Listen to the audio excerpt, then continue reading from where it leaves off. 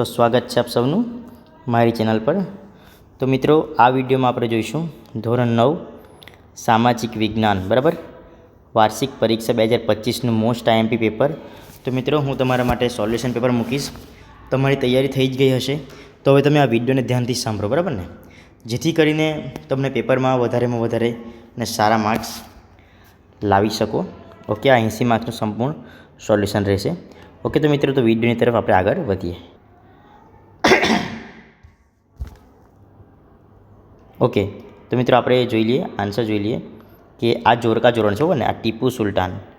તો મિત્રો ટીપુ સુલતાન વાળો શું આવશે તો મૈસૂરનો વાઘ બરાબર ને। સૌરાષ્ટ્ર રાષ્ટ્ર સંઘની રચના, મિત્રો રાષ્ટ્ર સંઘની રચના એટલે ક્યારે આવશે, ક્યારે થયેલી હતી તો 10 જાન્યુઆરી 1920 બરાબર। પછી ભૂસંચલનીય પ્લેટો, ઓકે તો એમાં આવશે 7, કેટલા છે 7 બરાબર ને। વિશ્વનું સૌથી ઊંચું શિખર, તો મિત્રો એ તો આપણને ખબર જ છે કે માઉન્ટ એવરેસ્ટ। અને કુદરતી આપત્તિ એટલે ભૂકંપ બરાબર। ઓકે આગળ વધીએ, આ ખરા ખોટા છે તે આપણે જણાવવાનું છે। બેનિટો મુસોલિને જર્મનીમાં ફાસિસ્ટ પક્ષની સ્થાપના કરી, તો મિત્રો આ વાક્ય ખોટું છે। સાયમન કમિશનમાં 7 સભ્યો હતા, એ તો બધાને ખબર જ છે કે 7 સભ્ય હતા। સોવિયત યુનિયનના વિભાજનની પ્રક્રિયા 1951માં શરૂ થઈ હતી, તો મિત્રો આ વાક્ય ખોટું છે બરાબર। લશ્કરી સેવાઓમાં પરમવીર ચક્ર અપાય છે, તો લશ્કરી સેવાઓમાં જ અપાય છે બરાબર ને, સૈનિકને આપવામાં આવે છે। ભરતીના જંગલોમાં સુંદરી અને ચેર જેવી મુખ્ય વનસ્પતિ છે, તો મિત્રો આ પણ ખરું છે। ઓકે આગળ જોઈએ, કયા જર્મન લેખકે યુદ્ધને પવિત્ર કાર્ય ગણાવ્યું છે, તો મિત્રો આમાં જવાબ આવશે નીત્સે। ઓકે નીત્સે। બંધારણની શરૂઆત શેનાથી થાય છે, તો બંધારણની શરૂઆત આપણને બધાને ખબર છે કે આમુખથી થાય છે।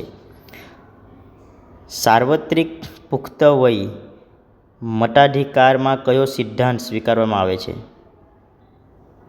કયો સિદ્ધાંત, ઓકે તો વ્યક્તિદીઠ એક મતનો સિદ્ધાંત। શું આવશે આન્સર, વ્યક્તિદીઠ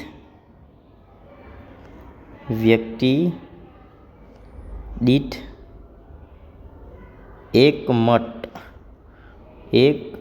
મતનો સિદ્ધાંત, વ્યક્તિદીઠ એક મતનો સિદ્ધાંત બરાબર।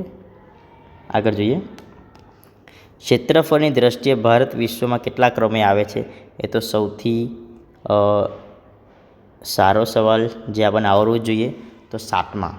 ક્ષેત્રફળની દ્રષ્ટિએ ભારત 7મા ક્રમે આવે છે બરાબર ને, 7મા, કેમ કે ક્ષેત્રફળમાં હવે કંઈ બદલાવ થવાનો નથી, સંભાવના બહુ જ નહીવત છે। ખાલી જગ્યા વીટોનો સૌથી વધુ વખત ઉપયોગ કર્યો, કોણે, વીટો, તો આન્સર આવશે રશિયાએ વીટોનો સૌથી વધુ વખત ઉપયોગ કર્યો, રશિયા બરાબર ને। આગળ જોઈએ, ગુજરાતમાં સશસ્ત્ર બરાબર ક્રાંતિની ભૂમિકા તૈયાર કરનાર સૌપ્રથમ, તો મિત્રો અરવિંદ ઘોષ આવશે આમાં બરાબર। ભારતની સર્વોચ્ચ અદાલત કાર્યક્ષેત્રને ખાલી જગ્યા વિભાગમાં વહેંચી શકાય, સર્વોચ્ચ અદાલત કાર્યક્ષેત્રને 3 વિભાગમાં વહેંચી શકાય। 18મા પ્રશ્ન તરફ જઈએ, ભારતની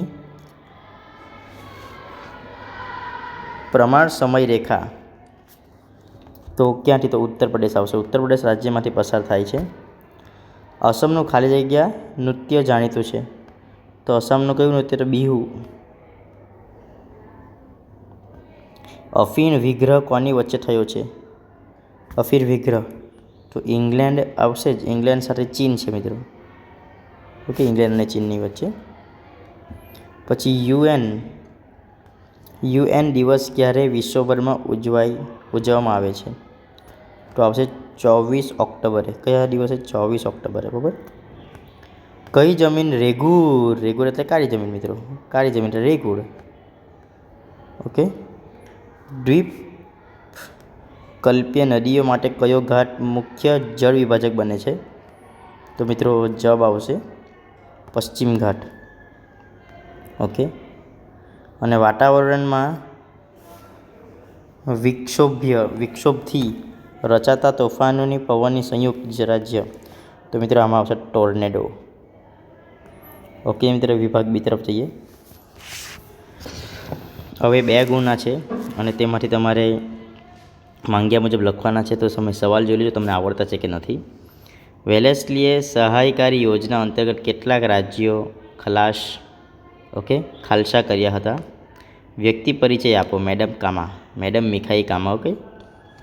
જેને એક્સરેની શોધ કરી, મેડમ મેરી ક્યુરી આવે તો મેડમ કામા આપણને ખબર છે એમને પહેલો રાષ્ટ્રધ્વજ ફરકાવેલો હતો. ઓળખ આપો. આ કોણ છે? સ્વરાજ મારો જન્મસિદ્ધ હક છે, હું તેને ચંપીને રહીશ. ચંદ્રશેખર આઝાદ. બરાબર ને. સંકલ્પના સમજાવો. લોકસભાના અધ્યક્ષ અને મહાભિયોગ. પછી આ પારિભાષિક શબ્દો છે. પારિભાષિક શબ્દ ખરદોનું પારિભાષિક શબ્દ આપણને સ્થાનિક રાજ્યની સંસ્થા. ભૌગોલિક સ્થળની ઓળખ આપવાનું. આ જળ વિભાજક એટલે શું? ડેલ્ટા એટલે શું? ઓક્ટોબર હીટ એટલે શું? ટૂંકમાં સમજાવો. ઓળખ આપો. રેગોવિલીડ અને ખનિજ. ભારતે છોડેલ કોઈપણ 2 ઉપગ્રહ નામ આપો. મધ્યપ્રદેશ અને ઉત્તર પ્રદેશમાંથી કયા નવા રાજ્યોની રચના થઈ? દેશી રિયાસતોની સંખ્યા આઝાદી પહેલાં કેટલી હતી?